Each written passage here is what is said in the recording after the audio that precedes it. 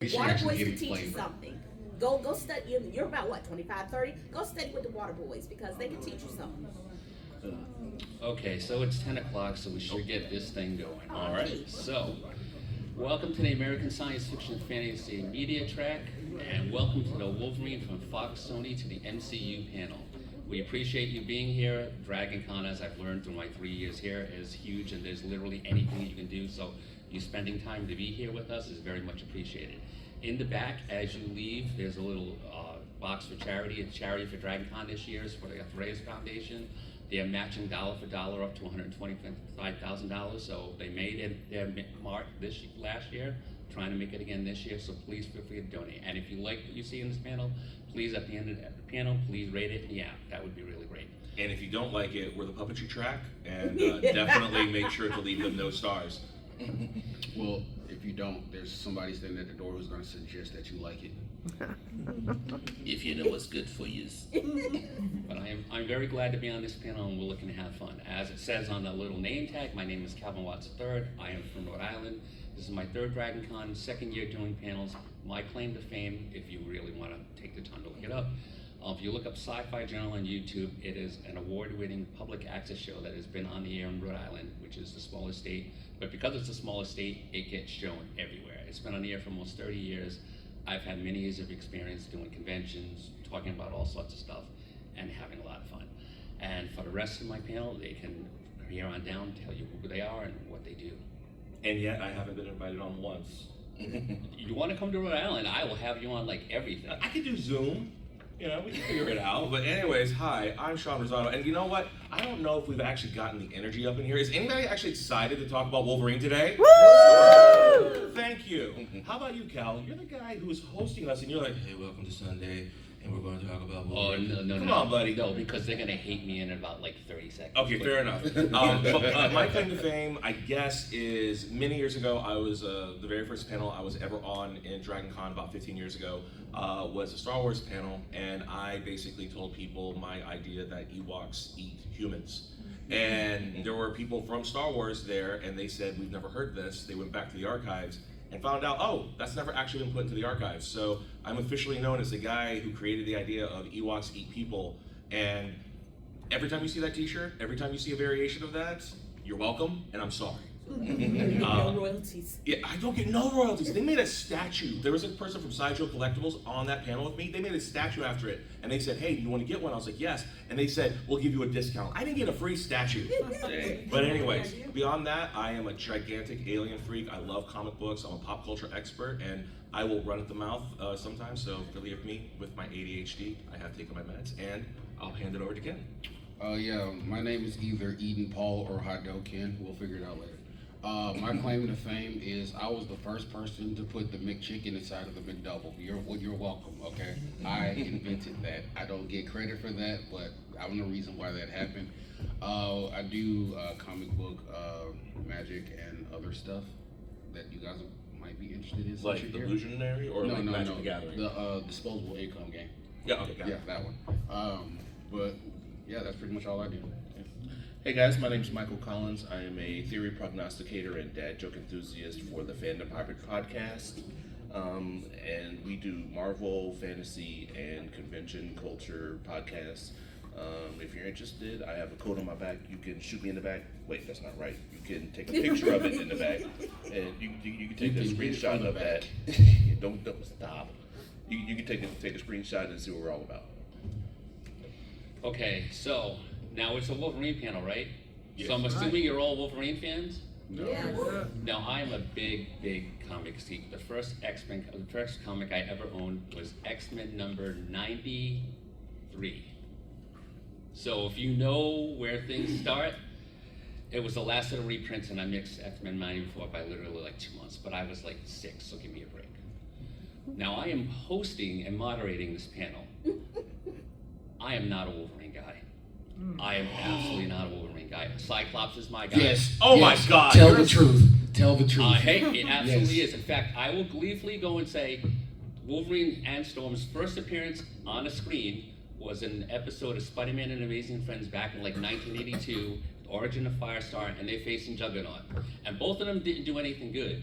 But at least Storm looked impressive. She went up into the air, she shot lightning bolts at him, didn't phase him. Wolverine, in an Australian accent, you can look this up on YouTube if you've never seen it, yells, "It's my turn, now it's my turn," and he jumps at him, and Juggernaut's holding him like this, and he's like trying to swipe at him at his claws, and it looks like a little cat, like doing like no damage whatsoever.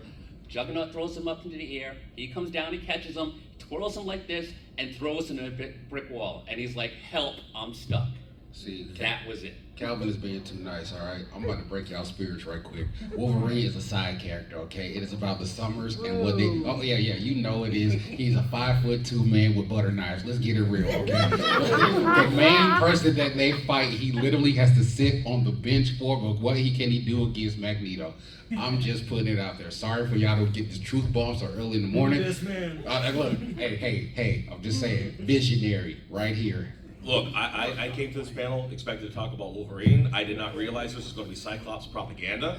I apologize, ladies and gentlemen. I'm actually not a Wolverine fan either, but I respect. Hold on, but here's the thing. I respect why people like him. I mean, it's kind of like he's so popular and everybody loves him because he's so easy to like. He just embodies everything you like about comic books. You know, that kind of fantasy projection of I'm a badass, I got the claws and I can heal. I mean, he's just a little pissant that could just beat the crap out of anybody, right? But when I sit here and I look at him, I'm like, it's too easy to like him. So I always challenge myself to go for underdog characters. So like I'm like a big fan of like Cypher from the New Mutants. Literally, his power is reading. Like he can understand any language, and I'm like, I want to see what they do with that guy. The fighting guy, I know what they're going to do with him. He's going to fight everything, But to be fair, this guy has had a long history, and because my dad's a huge Wolverine fan and I keep up with all this stuff, I have watched and read a lot of Wolverine stuff, and I gotta say, he's a very compelling character when written properly. So I enjoy him on the movies and in the comics and other media. So even though he's not like my number one, I'll give it to him. Wolverine is pretty much GOAT. Yeah, he's number 2 because he doo-doo. So he embodies the spirit of a mass murderer. That's what he embodies. Yes, that's what he is. Y'all like mass murderers like Dexter. I'm just putting it out there.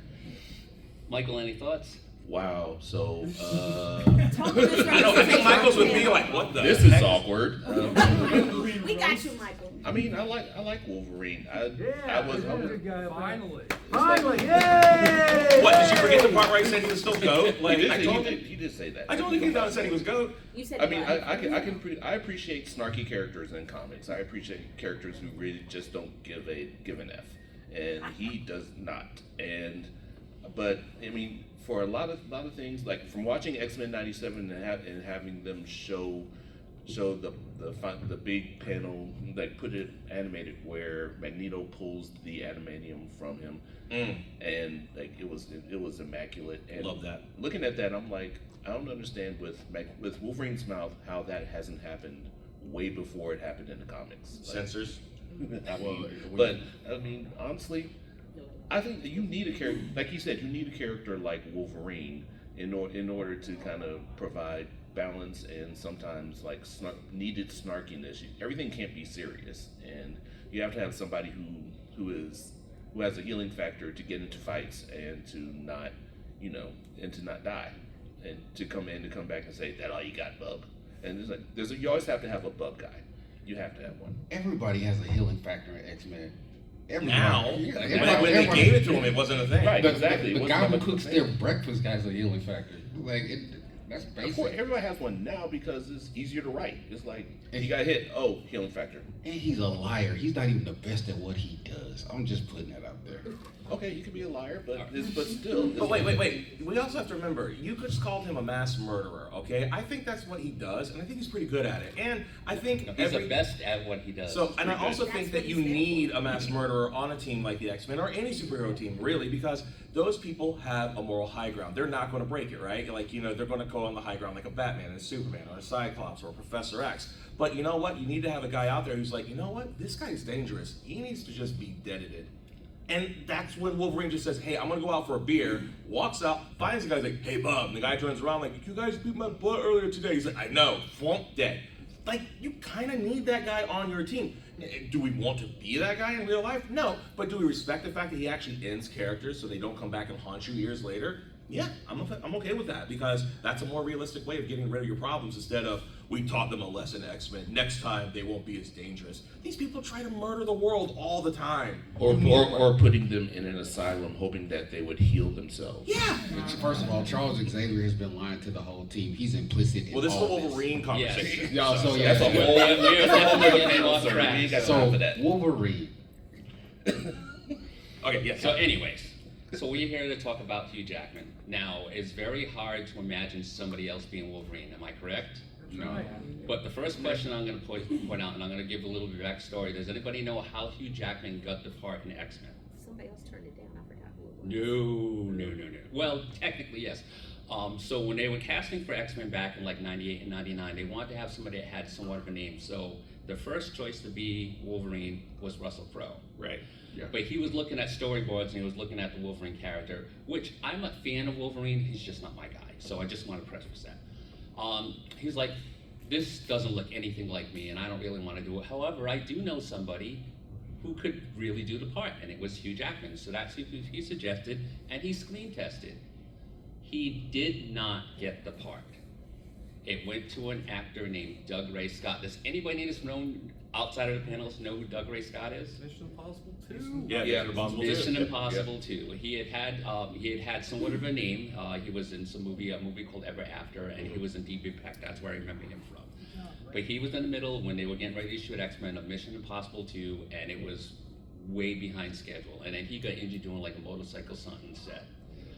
So they had no choice but to move on to their second choice, which was Hugh Jackman.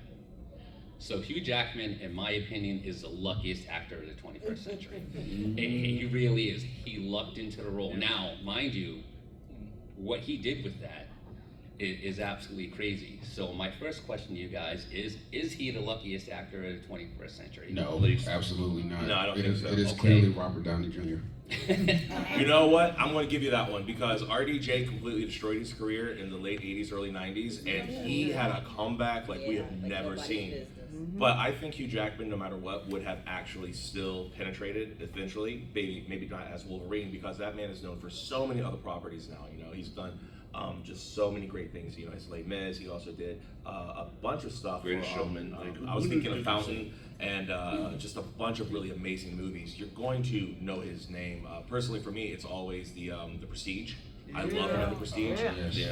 But when you look at what happened to make those sequence of events occur, I really think that it was inevitable for him to become Wolverine because really imagine Doug Ray Scott. If you do not know his face, he does not have the face of Wolverine. He is much more of an attractive cyclopean character, Cyclops, you know, like instead of Wolverine. There's a grizzled look to Wolverine that I could definitely see Russell Crowe. And also, how does he not see himself as Wolverine and then do Gladiator the next year?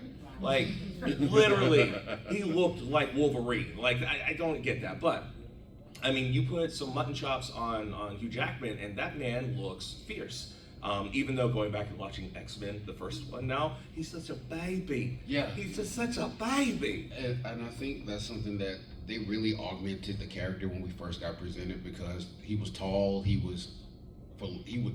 although they tried to make him look dirty, he looked well groomed and clean. He didn't have the animalistic properties that we know Wolverine to have. Yeah. But it still worked because that cast had a connection that you could actually see on the screen. Mm-hmm. And when you see him, you're like, okay, I can see where this is going. He has to grow and develop into this character, but we're gonna give him this chance. And it worked out because every movie that he did afterwards, outside of Wolverine, you could see him slowly turning into that character that we all know and love now to the point that we don't want another one. Like they said in the movie, till you're 90. I want to see you till you're 90. We're gonna wheel you around like Charles Xavier with your claws out. I mean, how many times has Patrick Stewart said, I'm never going to do X-Men again, and they just wheel him in on a wheelchair, he's like, I can tell you powers with my mind. So yeah, that's going to happen, definitely. Well, they also wheel in the Brinks truck too. Absolutely. Yeah, And they just dump ice cream in front of him, like, have it. I'm just thinking about, like, Russell Crowe probably would have been. I mean, I can imagine him in Gladiator saying, "Are you not entertained, bub?" Like, Yeah, totally, absolutely. The only other person I could see rocking that would be Carl Urban. But see, Carl Urban gets everything else though. Carl Urban does. Isn't he like the backup guy for everything these days, right? Like, but let's be fair. If he was Wolverine, they probably wouldn't let him be Dredd. And I loved him as Dredd. But I think he would have definitely been a good alternative to a Wolverine. Yeah, that was a great one movie you got. Yeah. Hey, you know what? I don't care if it's one movie. I don't need a franchise. I want characters depicted in a good way. And for that one, he did great, and it's like the best presentation of that character. By far. By far. But when I look at Wolverine, when we're talking about Hugh Jackman in the first one, I remember when people were like, he's too tall. He's too tall. And I love that if you've seen Deadpool Wolverine, they actually showed you what a photo-accurate Wolverine would look like. Perfect. And everybody dies laughing. It's like, you don't want a 5'2" Wolverine. It's comical. He needs to be somewhat human-sized. And that's why I always laugh at people. I wanted to be comic book accurate. I want to be. No, you don't. No, you don't. No, you want to be entertained. Yes. And that's, I think, something that I think really came down into Hugh Jackman's favor, because when I think Hugh Jackman didn't really embody Wolverine until the Wolverine, where he fought the ninjas in Japan. Yes. That was the movie where I think the grizzledness finally showed up, and that's because he finally gotten old enough to get to that ageless look. But those early years, he just looked like a young man playing a wizened character, or supposedly wizened character, and it wasn't there yet. And I got a kick out of finally seeing him physically embody the role, and after that, it's been nothing but perfection. Like, even if the movie script is bad, that dude shows up. I mean, he really kills it. It's funny you should say something about the movie script is bad, because with X-Men and the X-Men franchises, when it was run by Fox, it pretty much falls into one or two categories, either really good or really bad. And it starts out really good, so that's my next question. Did X-Men start out really good? Yes. Well, if we're gonna talk about Last Stand for a little bit, so yeah, absolutely, and then get into the direct that is X-Men Origins of Wolverine. Okay, so we're only comparing X-Men movies to X-Men movies then. Well, to be fair, Okay. and this is something people do. They have like revisionist history. Remind you, this was the first time we got this, and you're using what you saw now to compare to it, which is a little unfair because it was one of the first of its time. So because of the time period that it came in, how was it? So I like that you assume that I did that. I don't. I'm the guy who actually rings that bell. I always thought X-Men was a weak movie. Okay. X-Men I felt was always weak, with the exception of Wolverine. I loved when they showed him in the ring beating the crap out of that guy, and then he gets out and Rogue sneaks in on his truck, and she sees the blades and she asks, "Does it hurt?" And he just pauses and he says, "Every time." Yeah. That was a great moment. That's a great line. But in general, though, the movie I felt was weak because they throw so much at you. You don't really get a sense of any of the characters outside of the core X-Men. You don't really get a sense of why, Mystique is doing what Mystique does, or why Sabretooth. Like, we all know, if we like the comic books, okay, Sabretooth's going to be a thing, and then he was never really a thing, And it just doesn't quite hit on the level that it should have, other than, you've never seen this, we're about to melt your face off with really cool mutant powers. That's what they got. And I give them, origin stories kind of bore me anyways. Mm-hmm. So the first one of a series will almost always for me just be like, we have to go through the motions. So I'm like, okay. Very rarely do I see an origin movie, an Iron Man or X-Men or something, where I'm like, that on its own, I can watch over and over again. I think they realized that because in X2, what did they start off with? They start off with Nightcrawler kicking everybody's ass in the White House. So they knew that they had to amp up their powers, showing the powers. So they're like, okay, y'all want more? Here you go. Yeah, but I'm not going to say that X-Men was a bad movie. It just wasn't like a strong start for me. It was a very decent, okay, I'd call it mid-level movie, but it wasn't bad by any means. It was just like, okay, it's an origin story. Yeah, it's really in X2 where things really start to take off. You have the opening scene with Nightcrawler, and what always stuck out for me was when Stryker's infiltration team invades the mansion. Yeah. And Wolverine's sitting there, and he's having a moment with Iceman, and it's pretty cool. And then he senses something is wrong, and then you finally get to see a glimpse of what he can do. But it's PG-13, so you see a glimpse, but you really don't. And it always strikes me every time I watch X-Men 2, where he sneaks up on the guy and he attacks the guy in the kitchen, and literally rams him with both his claws into the refrigerator, and then sticks him out, and you can see the marks in the refrigerator and not a drop of blood. Yeah. Do you think that introducing him as a PG-13 character hindered him in any? Yeah. Because of how savage he is in the comics, like.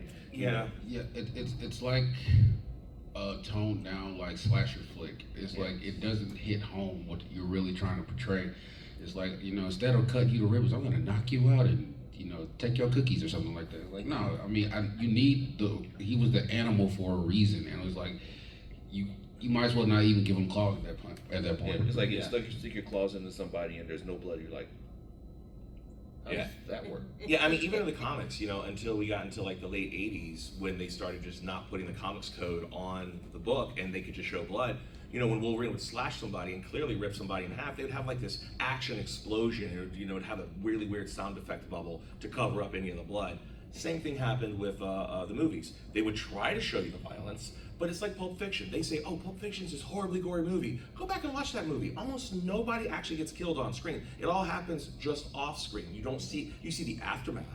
And the aftermath, like you said, Calvin, is bloodless, but they're implying that he's just tearing people to hell and gone. Right. It's not until we get into later movies when they finally said, maybe we can give him a rated R or close to it, and they started really pushing that PG-13, and they finally said, okay, let's just give him a damn R movie already. Yeah, because in the first one, when Wolverine stabbed Mystique, all she did was start changing into other characters, withering away. Like, that's all she did. Yeah, she didn't bleed once. And then when you saw it, nothing.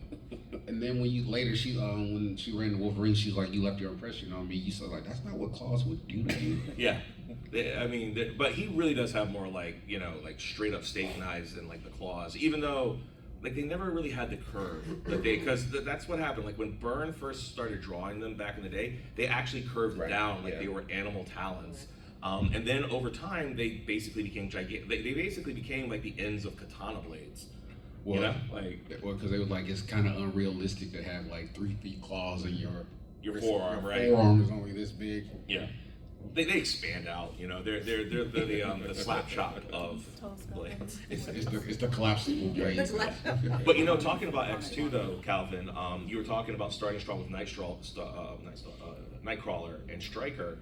Stryker, I think, gave us the first real glimpse as to what we were going to see with Wolverine as it went along, because you have that excellent dichotomy of Wolverine is figuring out who he originally was, and then as it goes along, he gets angrier and angrier, and you get to the end of that movie, and he has a choice. I can kill this man right here, or I can just let him die in the flood. And either way, he's dead. One makes him a straight up, like, I am just as bad as the guy who made me, or I can just let karma do its thing. And that's also a very Wolverine trait. Like, he doesn't always go berserker. The guy will still die, but it's much more fitting, it's much more poetic. And that is something that Wolverine does get a lot of really interesting writing about, is that he fights with being the monster and being the man. And in that scene, the man won out, and I really like that. Yeah, and one of the things that throughout the X-Men series, and it doesn't matter which one it is, whether the movie was really bad, really good, or somewhere in between, Jackman owns the role. Yes. And just about every scene he's in, he puts his all into it, and you can see it on screen, and what Shaun says is absolutely right. So, speaking of bad, now we come to The Last Stand.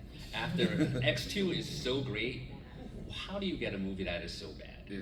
And again, it's centralized around Wolverine. It loosely covers Dark Phoenix, which they totally, completely botched. But that's neither here nor there. So what did you think about making Wolverine like the central character in Last Stand? Did it actually work for you? And tell me it didn't. I'm gonna let them go first. No, it didn't. No, let Michael go first. Oh, well, excuse me. Excuse the absolute hell out of me. You get out here.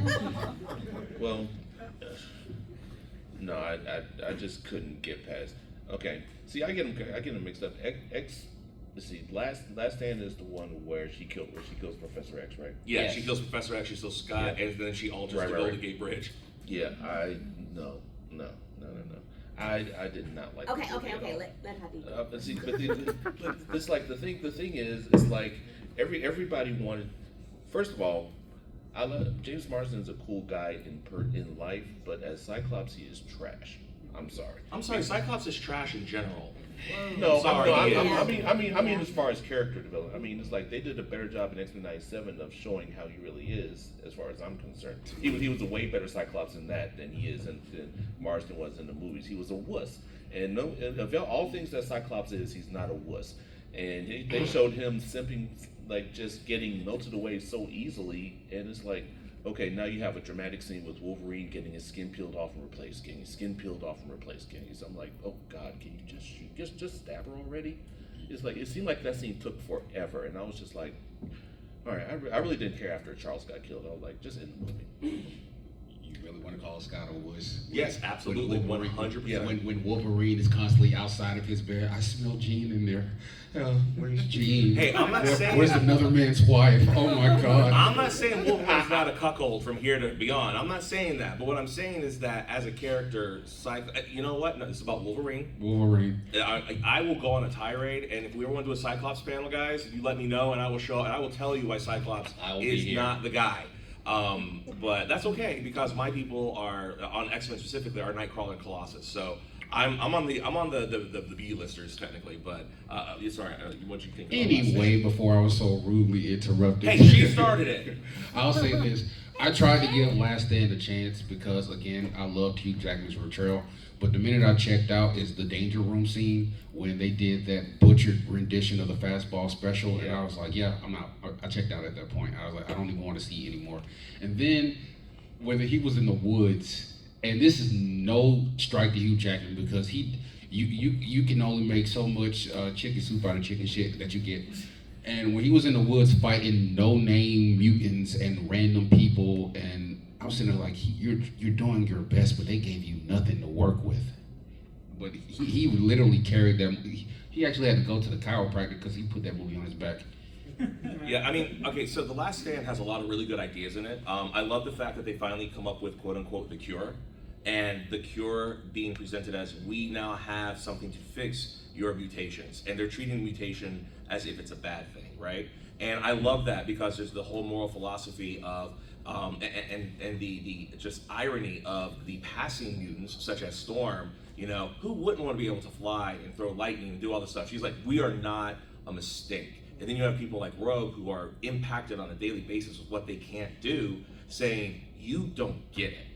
And that metaphor, I think, passes over a lot of people's heads. Like, why would Rogue want to ever get rid of her powers? And it's like, she can never be intimate with another person, you know? And those are things that you have to truly, you know, well, yeah, but in the movies, though, it was very difficult. I mean, you know, Bobby did the ice breath thing and stuff, but It's cute for high school. yeah, it's cute for high school, but sooner or later, you know, you want to go to downtown. So anyways, I like that idea. I thought it was interesting. I like the fact that you had to see that. But the thing that threw me, putting Jean Grey to the side, putting Professor Eckstein to the side, and putting Cyclops to the side because he decided to go do Superman and they decided to be all pissy about it, is the fact that they invented an entirely new subculture for the mutants. And it just shows up.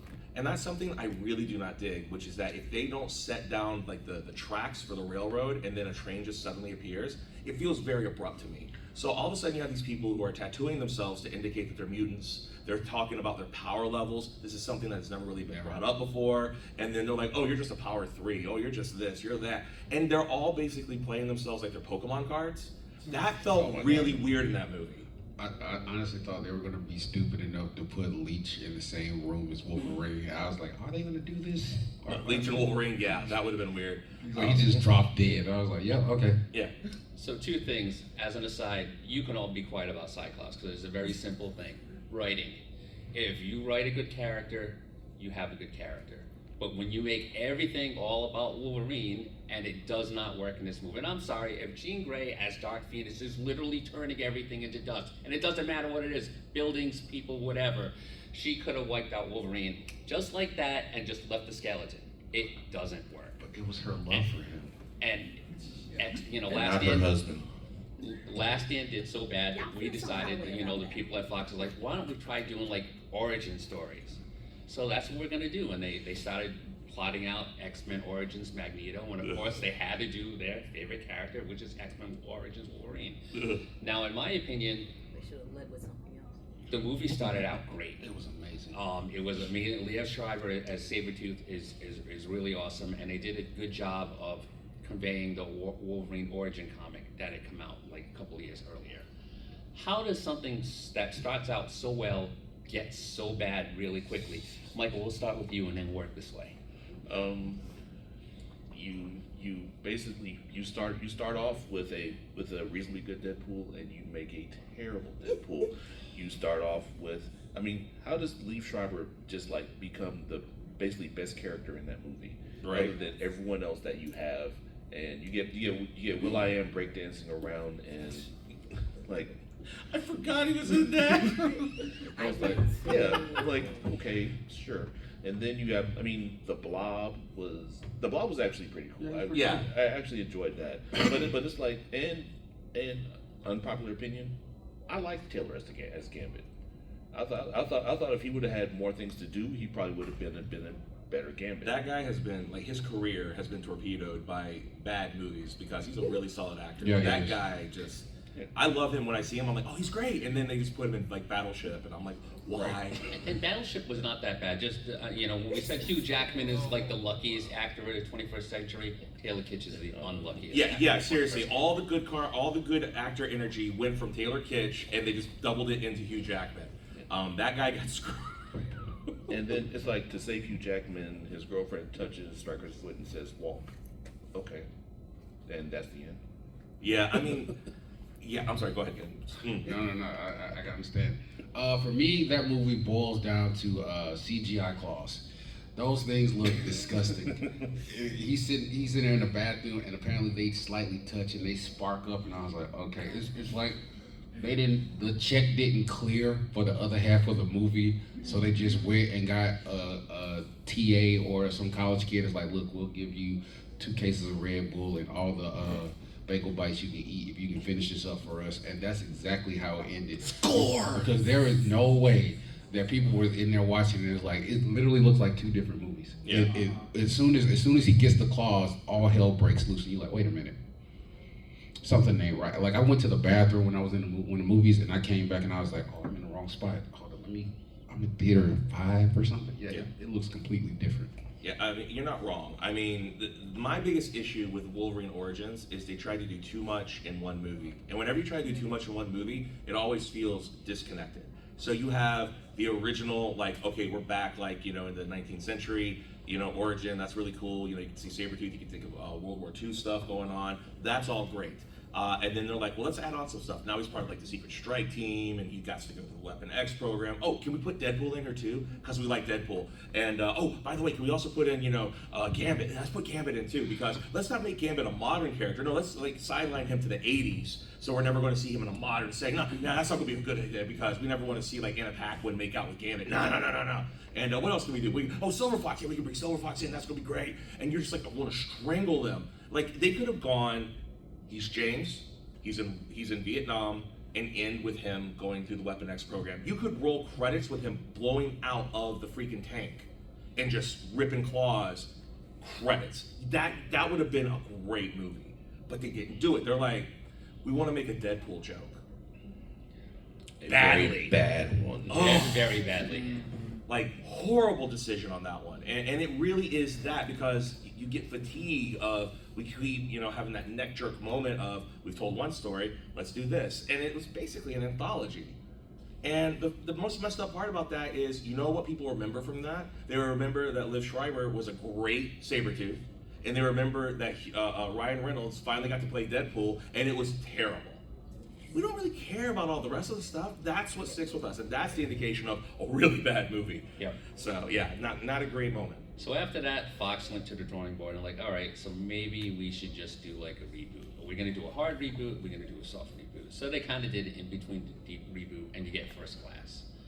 But your favorite and most popular character by far was Wolverine, and since he can live like hundreds of years, let's throw him in a cameo. But again, even though he's on screen for 40 seconds, if that, it makes the movie. So, of course it's fan service, but is it good fan service, and did you appreciate him being in the movie?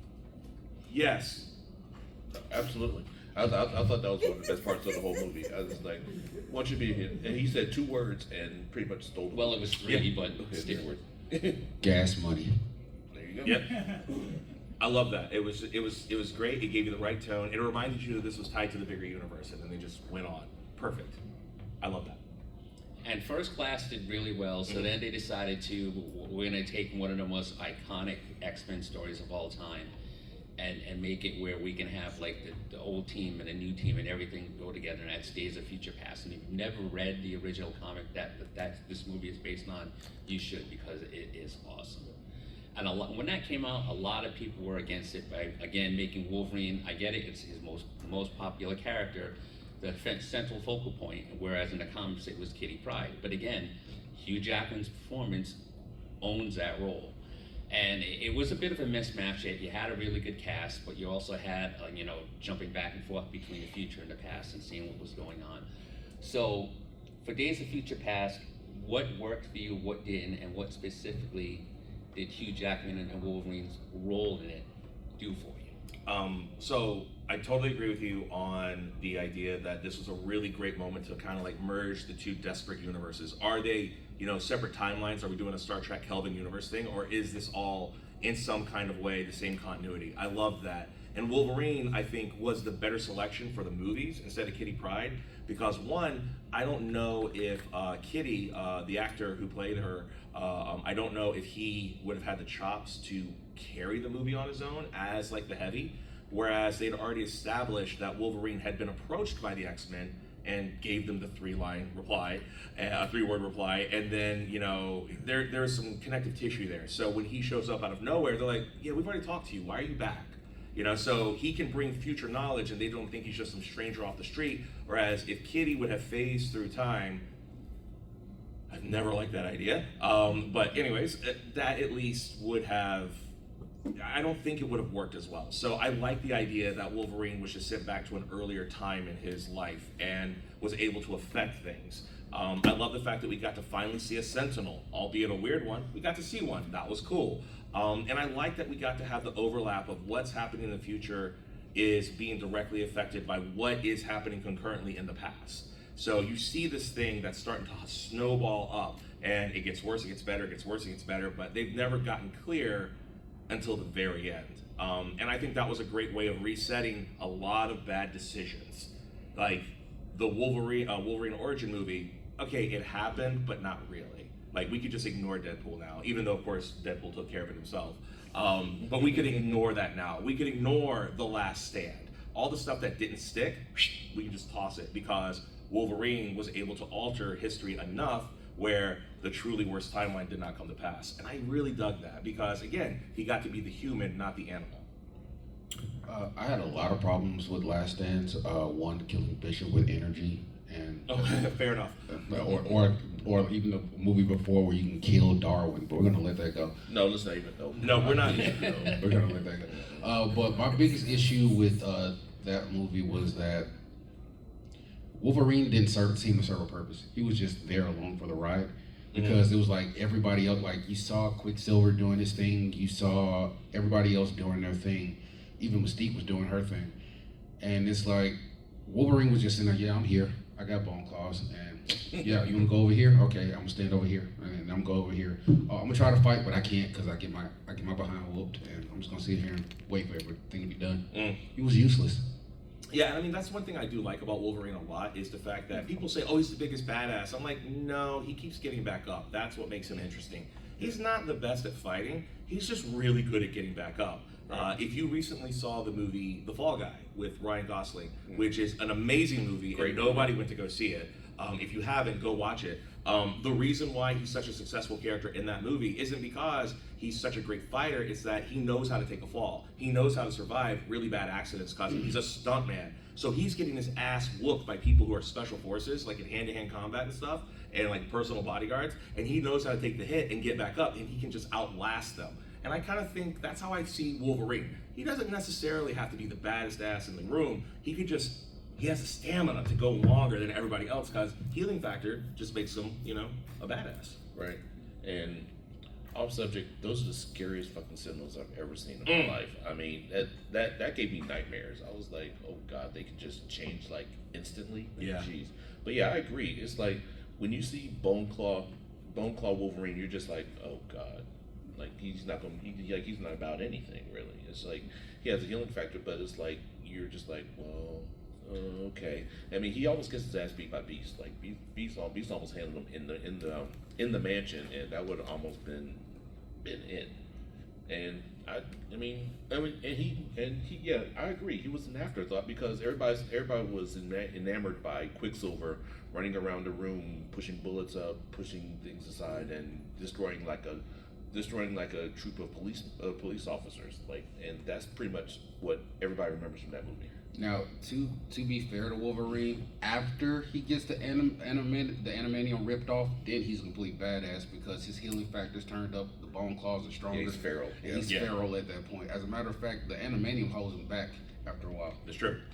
Yeah. It 100% works, yeah. But no, I mean, I thought it was really cool. But yeah, the Quicksilver, let's be fair, Quicksilver was a standout in both of those movies. Right. You know, and that really pissed me off because my favorite comic book character of all time is the Flash. And then I had to endure Ezra Miller as the Flash. And they're like, let's do a Quicksilver scene. And I'm like,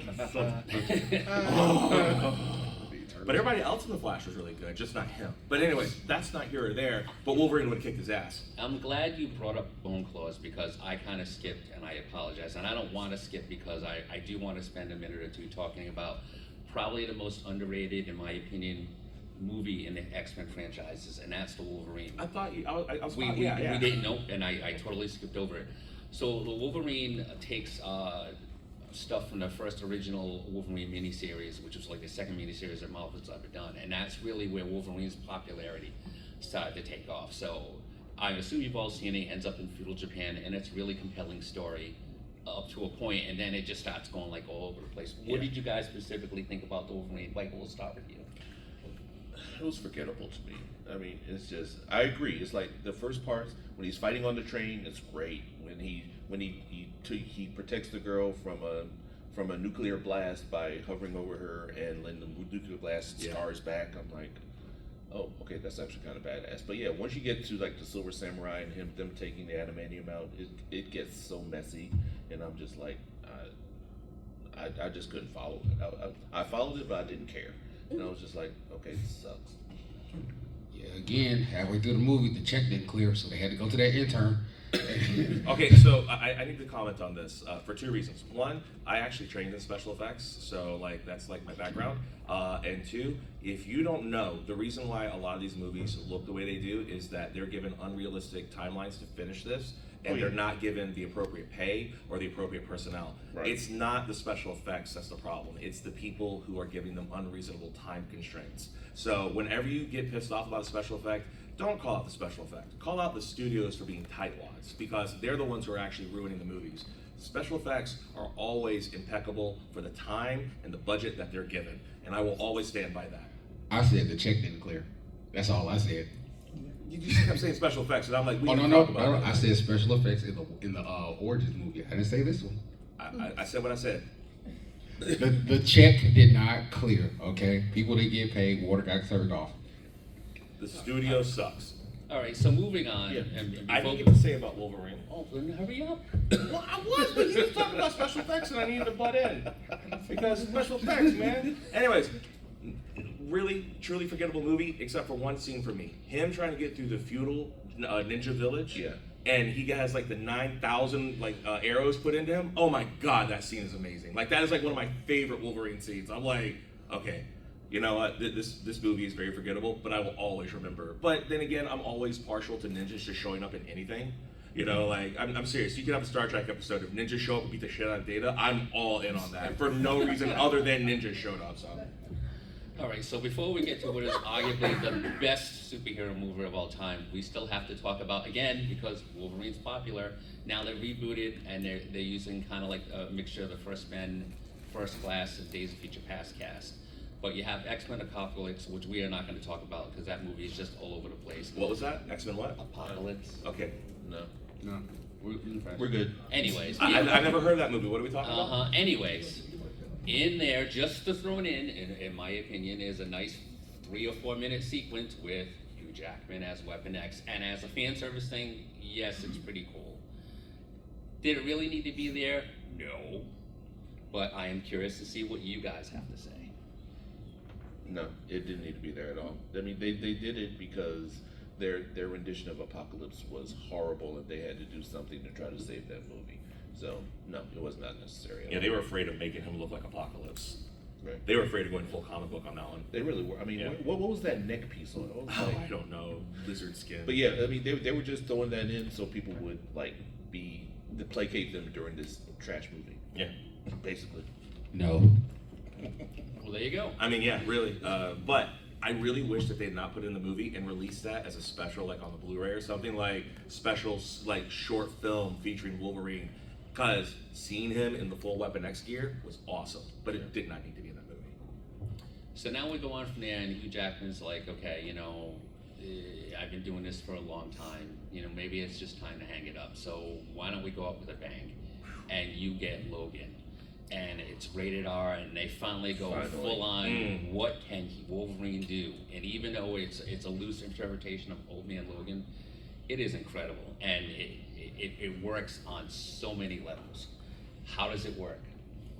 It's beautiful. It was a beautiful film. I mean, like you said, it's finally a rated R Wolverine movie where he can let loose and actually start shedding blood, which is what he does best.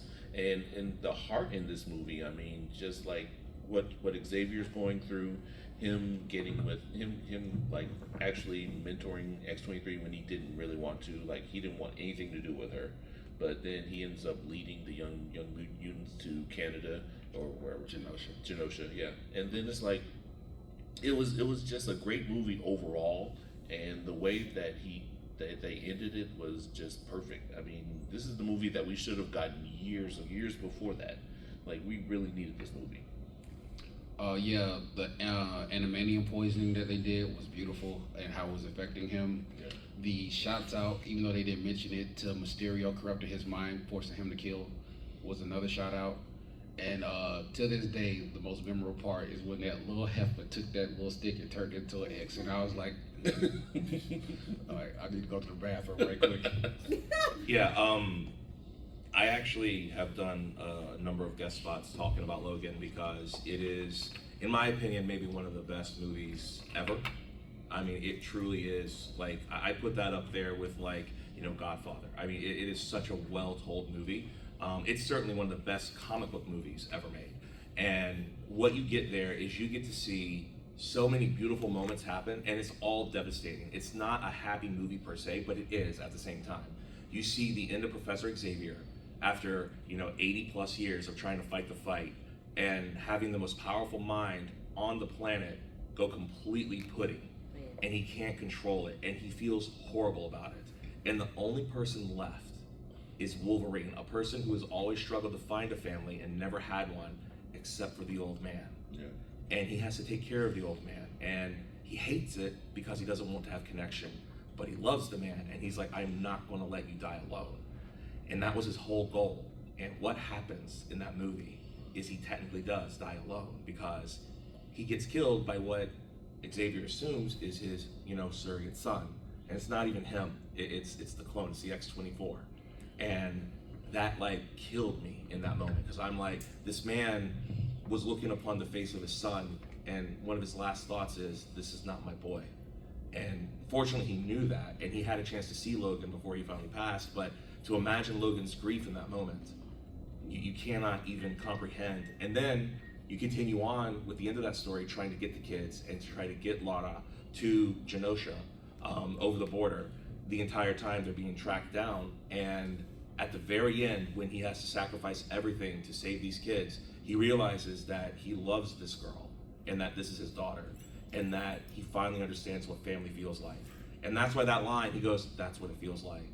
And he understands the feeling and the power of love and of loss, because he's not only sad that he won't be there for her and he won't be able to see her grow into the human that she will be, he's sad that it took him this long to find it. And he dies fulfilled, but ultimately bereft. And they don't try to cheer you up. They don't try to tell you that it's a happy ending. They're telling you that this is a sad moment in a man's life, but it's also beautiful because there is beauty in darkness, and there's beauty in being complete, even though sometimes finding that completion means that you fail or that you don't get to see the end of the road. And that is a beautiful moment that I think people forget about because there's just so much other cool stuff.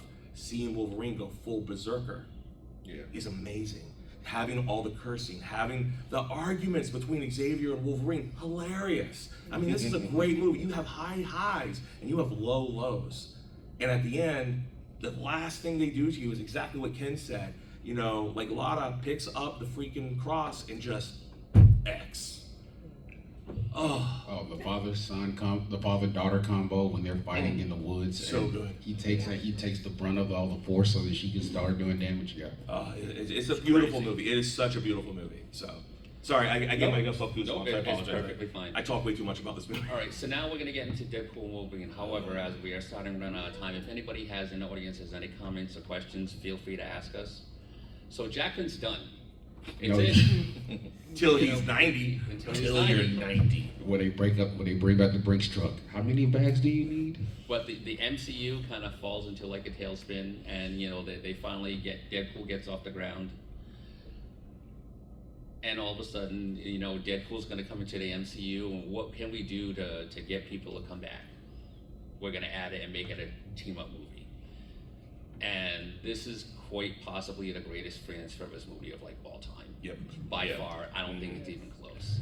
Yeah, it's pretty close. I assume you've all seen it? Okay, so we can go spoilerific. I mean, it's great, it's uneven, but it is a laugh riot. And you really get to see Wolverine and Hugh Jackman have fun in a role that's something it seemed like he didn't really have time to do. What do you guys think? Michael? I thought it was great. Again, it's a rated R Wolverine, which is the only way that he needs to be presented. And it's like the first fight that him and Deadpool have, where he goes on all fours right at him. love that. Like Yes. that was perfect. Yes. Spot on. I mean, the fight in the Honda Odyssey is like. I mean, that's the best. Him That's the best. in close quarters combat is almost unbeatable anyway. Like he's one of the best close quarters combat characters in comics, and like the whole. I mean, even afterwards, when him and X-23 were in Deadpool's world, and they were like sitting there together, you're like, okay, this is like the alternate ending to Logan that we actually needed. I mean, I love the movie just because I'm a Deadpool fan. I did the Deadpool Wolverine fan panel yesterday and had a blast. I'm a fan of Deadpool anyway, but just to see Wolverine get that ending and to have that good of a movie and to get his shirt off one more time for fan service, it's great. You know how long I've been waiting for this. Oh God, that scene when he actually fights Saber, like that was the representation of the animal right there. That's what I wanted to see. Right. That is the Wolverine that we see in comic books and animation. The pure, just rage factor and him just going at it. And I thought that was an amazing scene. Yeah, like I think this is the character, the version that Hugh Jackman wanted to play the entire time, and I'm glad they gave it to us. And the moment of the movie is when he walks out, the explosion, and he reaches back and he pulls the cowl over. Oh my God, the audience cowl. The movie theater I was in erupted. It was like, we have been waiting for this for over 2 decades, and the music was perfect. Yep. Yes. You saw Lifefield's just feet in the background. You saw the explosion, and then the sleeves with the damage in it and everything. You couldn't have wrote that any better. It's the one Easter egg I did not know I needed in that movie, but I was so glad that was there. Yeah, because he was finally in the yellow, and you were like, Yeah. okay, we got the suit, I'm happy, and then he pulls on the cowl, and I had a little bit of overhype, I think, for that, because I finally get to see the cowl in real life, and I'm like, that's cool. It looks a little weird. Did anybody else get that vibe? Like, for me, it looked a little weird because he still had the mutton chops coming out right at the front, and I was like, oh. Not until after they saved the day and the cowl was still on after his shirt came off. Yeah, you still and I got was this- like, I was It's a kind of little like, weird. why is it still on? Okay, I don't care. Yes, Yeah, I mean, but it was just weird because it changed the proportion of his head, so it made Yeah. it look like he was on a smaller body all of a sudden. Like, because Hugh Jackman is not small in this movie. We've seen the shirt Right. off; he's huge. But like, when the wingtips, it makes his head a different proportion, and I'm like, he would have to have a baby head for that to look proportionally correct. And I'm like, I get it. This is why we don't see it like in real life often. But the fan service of it, I was all about it. I wanted it. I was too geeked up to even notice that. I was like, I was just sitting in my chair shaking like he has it on. Yeah, He has it absolutely. on. I mean, I watched the movie like 4 times, so I'm like, but the first time I didn't care. I was just like, yes. But like on viewing number 2 and 3, I was like, that's a little odd, But again, did I care? No. I mean, it's great, And he was so fantastic in that. And what I loved is that they didn't try to cop out on Logan. I mean, they start off and they make you think that Deadpool's just gonna, stack his body out. I'm like, there's no way they're gonna do that. And I'm so glad they didn't. But one thing I want to talk about, and it's Wolverine adjacent, but it's really more important about Logan. And it really gives you some insight as to why Deadpool was in the place he was in. He talked about the fact that he failed, he couldn't join the X-Men. If you remember, he and, oh God, I forgot his girlfriend's name. Morena Bacchina, Vanessa, thank you. Yeah. He and Vanessa were planning on having a baby. They were going to try to have a kid, and it never happened. Notice there's no baby in the movie, right? And for whatever reason, he started having a breakdown. And one thing that I always remember is that Deadpool is in the same chronology as Logan and as the rest of the X-Men movies. And in Logan, we find out that basically, this underground company has been seeding all our food and water with an anti-mutagen so that mutants won't be born anymore. So imagine that you're Deadpool and you've been triggered into a mutant, and that means your genes will not be able to be passed on. They probably had a miscarriage, which probably sent him into a downward spiral. So it makes Logan all the more important, and why we don't see, notice how in Deadpool 2, he goes, it's like there's no other X-Men around anymore. There are not any more X-Men around because they're all dead because Xavier killed them, except for Colossus. And Colossus now carrying that entire institution on his back, raising the newer generation of X-Men.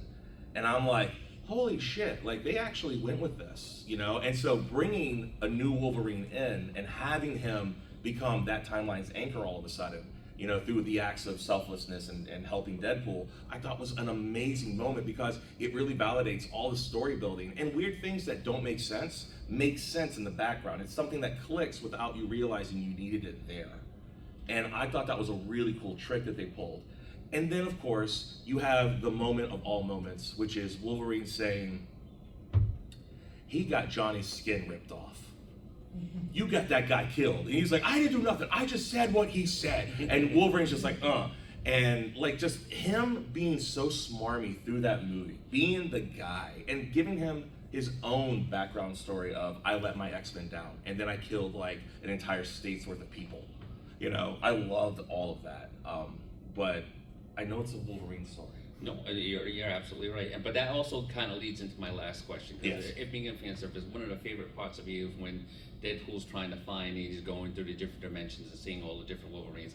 And you see the comic-sized Wolverine, and you automatically know that never would have worked. It never would have worked. And for me, in the brown costume, when he's like, hey, wait, didn't you fight the Hulk there? Then you see like the Hulk in the closet. That was my favorite thing. But then you get to the Cavalry, and you get to Henry Cavill. Yes. And he really got into it. If you read the backstory of how he filmed it, and he was really great for his brief time as a Wolverine. Now, Ryan Reynolds is saying, okay, yeah, Hugh Jackman until his 90s. But the fact of the matter is, at some point, whether it's Secret Wars or something, they're going to reboot the MCU, and the mutants are going to come in. Should Hugh Jackman continue as the main Wolverine?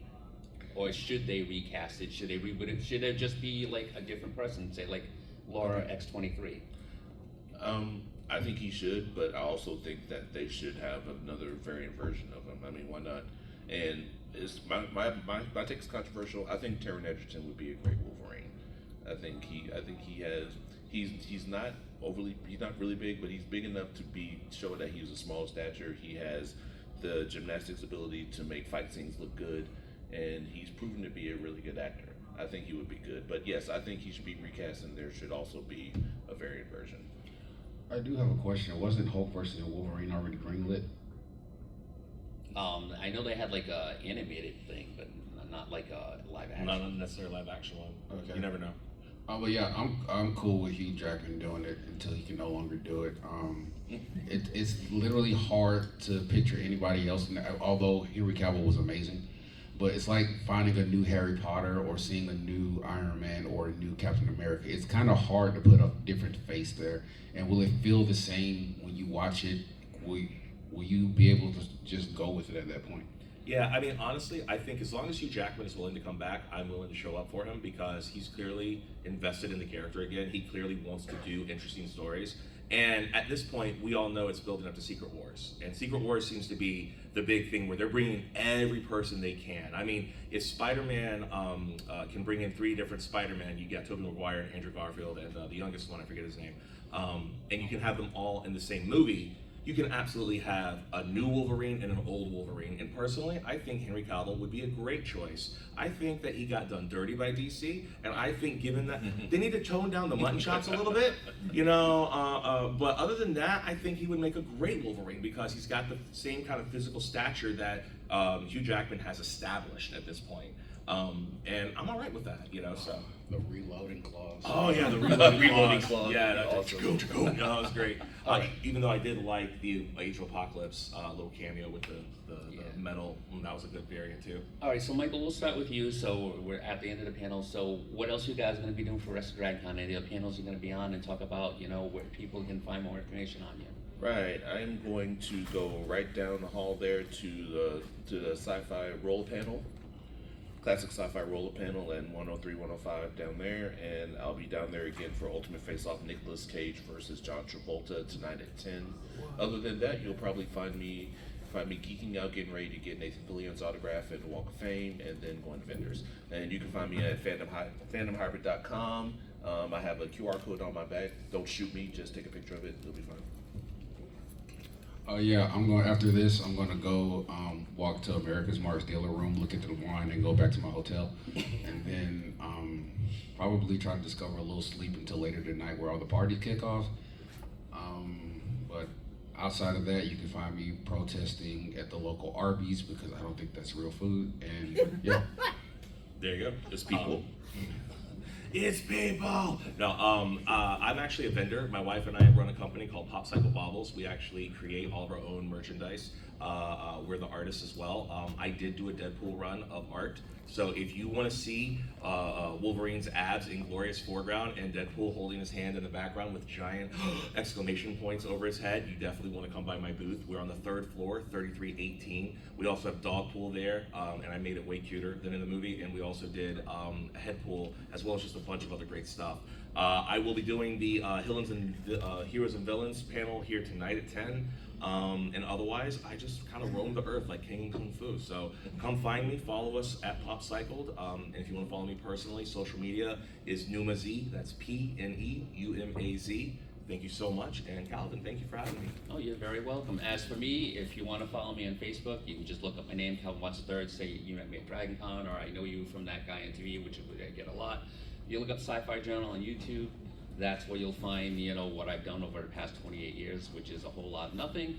I'm also going to check out the roller panel, and I will be back here tomorrow at 2:30 for a Deadpool panel, which I'm looking forward to, and hopefully I won't botch all that up.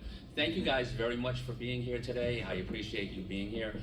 Please, if you like this, go into the app, rate us 5 stars, hopefully, if you really liked it. If you don't like us, like Shaun said, word of mouth or 2 track.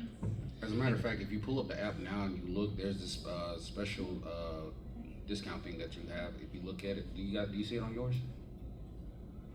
Whoever has it up. That's a negative. So while you're there, rate it. Go ahead, right there. Do that now. Yeah. Okay, we're good. Anyways, if you would please also, as you're walking out, donate to the DragonCon charity for the Arthritis Foundation. That's really good. Thank you very much, and enjoy the rest of DragonCon.